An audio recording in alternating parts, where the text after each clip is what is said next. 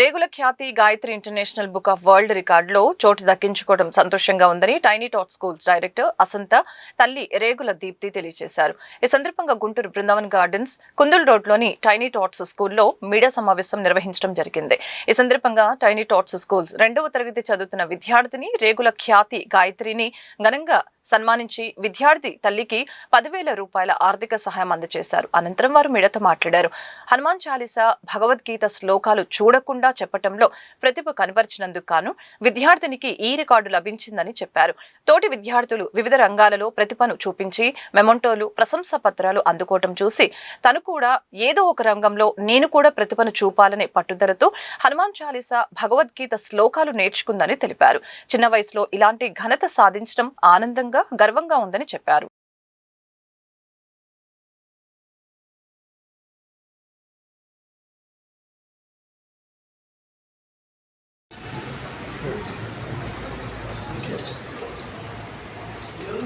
One second, madam. Apply.